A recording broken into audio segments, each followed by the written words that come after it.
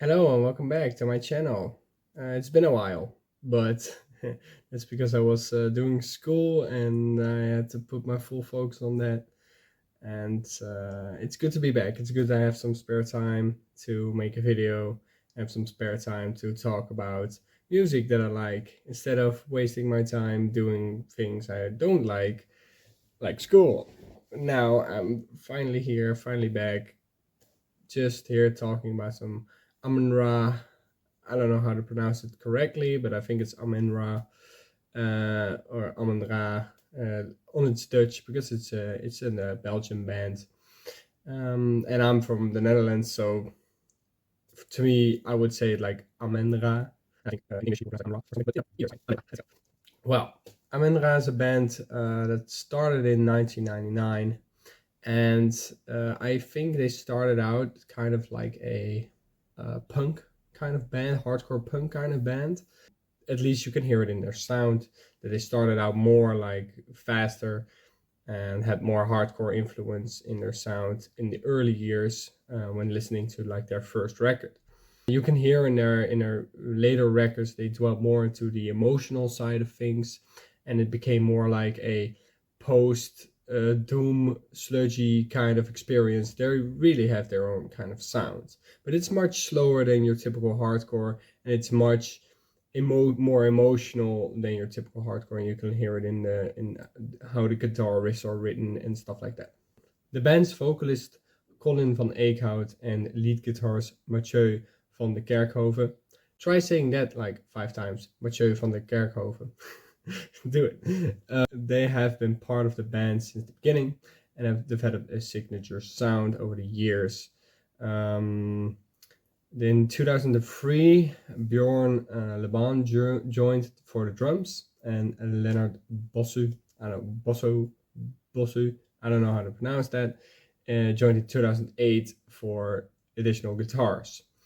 Later in 2020, Tim de Gieter joined as the newer bassist, and this is the formation of the band right now, as we speak. This is the current formation.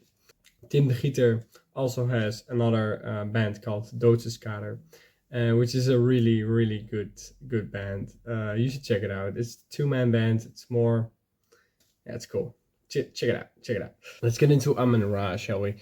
I think emotion and intensity are something that Amenra is commonly known for.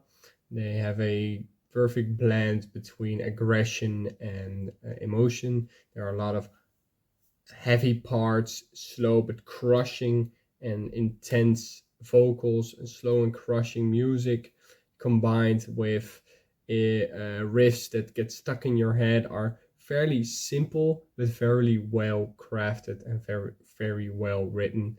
That really makes a combination of, just bopping your head and just feel emotional, and like your soul's ripped out of your body with their music. And yeah, that's kind of what Amun Ra is all about. The emotional aspects is very good. They have these long, slower parts in their music that really, build up to the punch. And these slower parts are essential to their music. You can hear them in almost every song. The vocals will get cleaner, the guitars will get cleaner, the drumming will get slower, softer, like almost like whisper. And then that builds up with more instruments, more volume, and into that pack punch that they are commonly known for. Amazing stuff. Amazing stuff. It's really good. They're also very well known for their live shows. They can perform live very well. I think you can understand their music a lot better when seeing them live or checking out a live show on YouTube, and then seeing them do what they do. You can see them. You can actually, understand why the music exists. And there's a signature thing that the vocalist Colin does. He stands with his back to the audience instead of in the front. Sometimes he turns around and stands with his front to the audience, but I think he's like screaming with the audience. You can see this beautiful picture of him just standing with all these people around him just bumping with him. It's Yeah, I think that's the reason why, but I don't know. I don't really know why. They are very, very well known for their intense live shows. I've been to like 6 of them, and I gotta say, they are really something.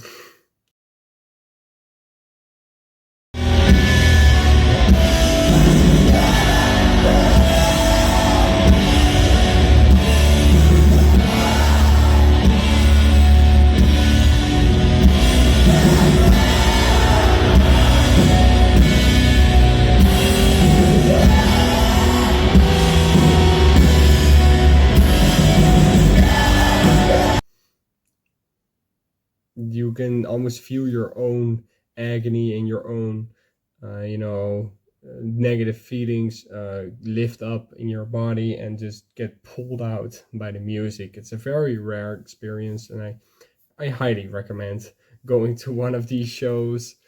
In 2017, they made this record called Mass 6, and it's their sixth installment of the Mass series. I got it right here, actually, on vinyl.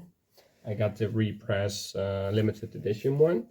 It's very cool. Look, this is actually the normal front cover here. It's just, also the cover art is just like, oh, it's so sad, but also kind of beautiful. It's all what their music is about: sad but beautiful. You have like a dead rat on the front, and it's just very good. The vinyl's pressed very beautifully too.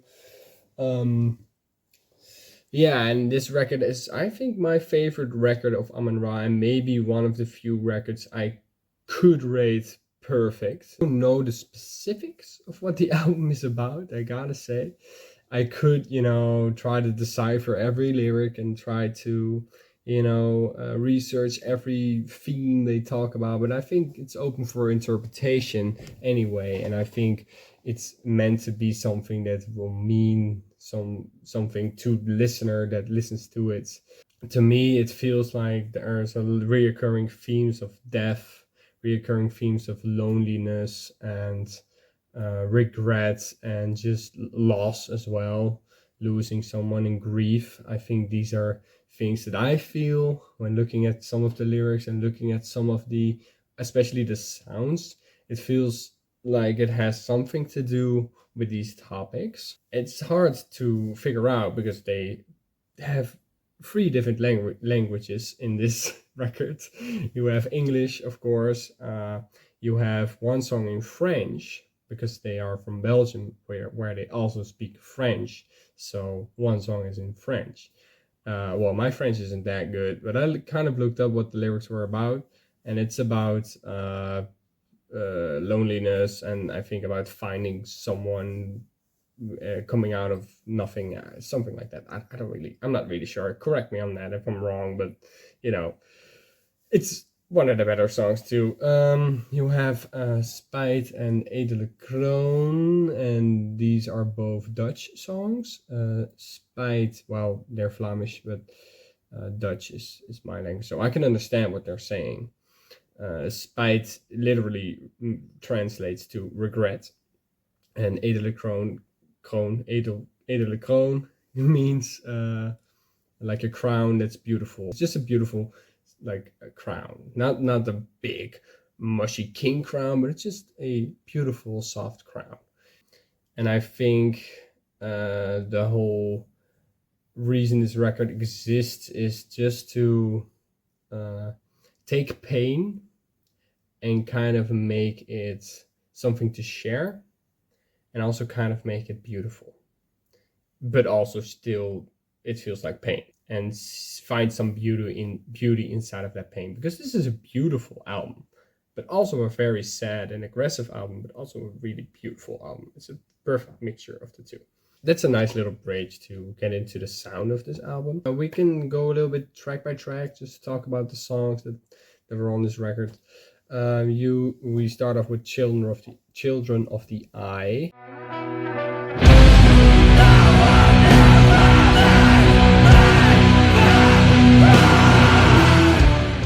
This song is a perfect opener because it starts very slow and you hear just this one note.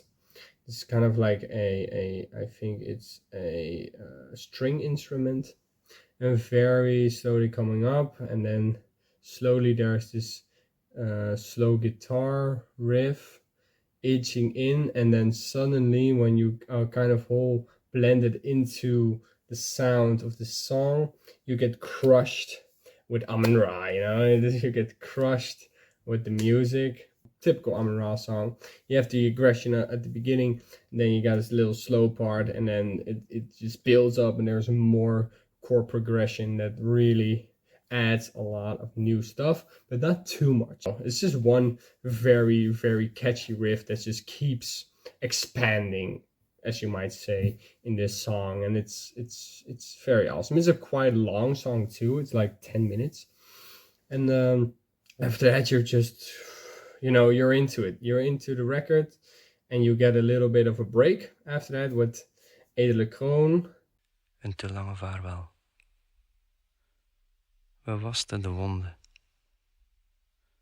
en maakten van de lijdenstorens een edele kroon. The vocalist is talking in Dutch to the audience, talking about how they made out of the misery that they experienced. They built a crown, a beautiful crown, out of their wounds, out of their suffering wounds. I think they made a crown, a beautiful crown, which kind of fits within the whole how the music sounds as well. It's beautiful, but it's made out of suffering, right? It's coming forth out of suffering, and it's something beautiful. After that, you get the French song, Plus près de toi, plus près de toi.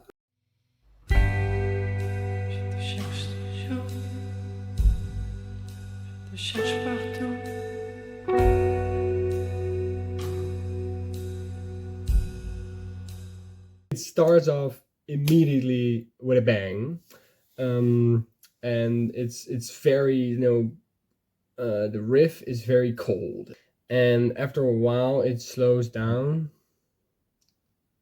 and that's the point where I really started to enjoy this record. Why? Because it's you can hear the drumming. It's just like really in the background, really soft in the background. You hear almost acoustic guitars with Colin singing very softly, and it progresses much more, and he starts singing a little bit louder, and it progresses more and more. And then after a while, the riffs that you heard on the first part are now beautiful. They stop being intense and hard.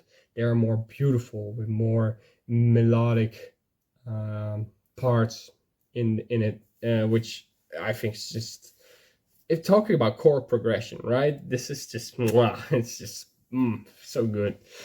And the song ends like that, you know. It just keeps on being more melodic, and with the extreme screaming, but the screaming also has toned down just a teeny weeny bit, just to, you know, make it more beautiful, I guess. And then it transitions into Spite.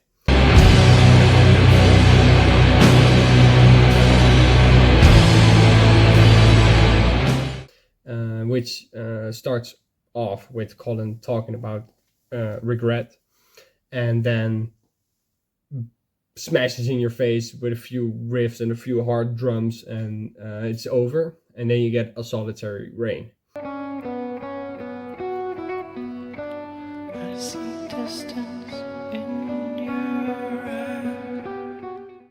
A Solitary Rain is the most well-known song of Amenra, or maybe even, yeah, this record, but even their whole discography, I think.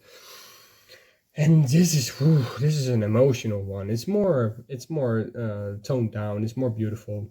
You have this very catchy acoustic guitar, well, almost acoustic guitar riff. When you hear it, you recognize it instantly. It's very catchy, and it like progresses through the whole song.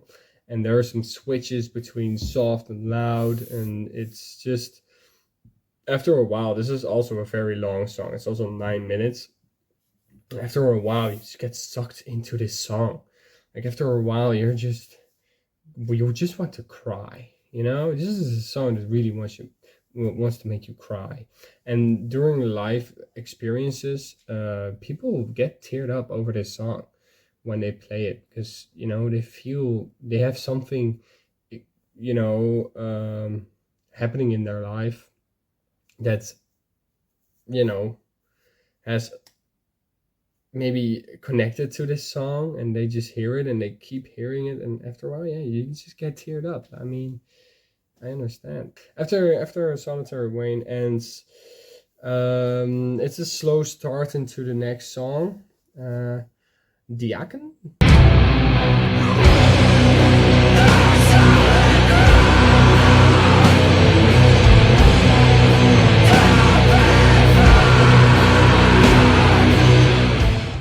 Diaken, I think it's pronounced like that. And it's a very long song that also has the typical Amenra structure. It's a perfect ender, it starts out as well pretty rough, and it gets that slow part. In the end of the song is one of the best combination between vocals and guitars in this whole record. It's just super, super great of an ender, and it just ends off in a like, they just stop playing, and then it's just over. This song is over, and it's a great way to end this record. It's just lights off, it's done, and you're now left breathless, and the music is over, and you can now go back to your life, I guess. It's the best 38 minutes you're gonna get, right? If you're into metal, if you're into just a little bit blacky doom metal or sludge metal, you should definitely check this out. But I also recommend this if you're into not so much into like blacky or emotional metal. It's just a super one-of-a-kind record, and I think everybody should experience it. And maybe this is really a record that could change your opinion on what metal can be, because most people associate metal, well, not most people, but a lot of people associate metal with aggression and getting drunk and doing stupid shit, getting wild and breaking stuff. But this record really shows what metal can be. The reason why for me it's one of the better records is because it's not too complex. I like my music not too technical, and I think it's not a too technical record. It's more the writing where I'm blown away by. It's more the writing of the riffs, the writing of the drums. The drums are perfect. They are perfectly incorporated into all these songs. It's heavy combination with soft. It's very, very good.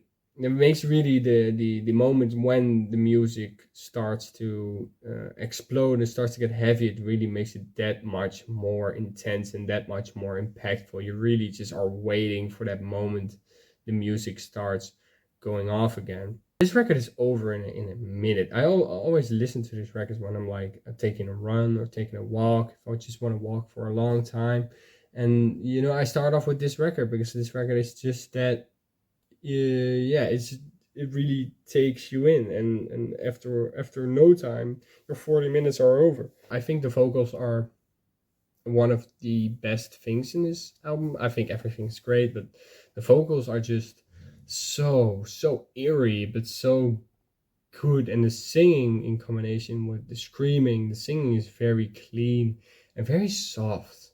It's not like he's singing roughly. The singing is very clean, and when it transitions into screaming, that feels real. It's not like a high screams that you can hear in some black metal or deathcore or something like that. That's just very well done. That's very hard to do, but I don't feel anything by it. You feel these screams. You feel that they are real and that this guy means it. He has done some crazy shit live, and it's just you know these guys is speaking from his heart. You can hear he's screaming from what's within, and you can see it live too. You can see him really getting into the music. You can see him just going nuts, and I think that you can hear this in this record. And definitely one of the better records I've ever listened to.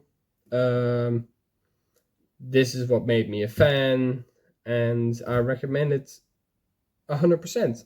So I hope you enjoyed this video. I love talking about it for a while, and this band is not popular enough in the world. It's very popular in where I come from, but it's not popular enough in the world. So I hope this video gets viral and this record will get more praise. Thank you very much for watching. Goodbye. See you next time.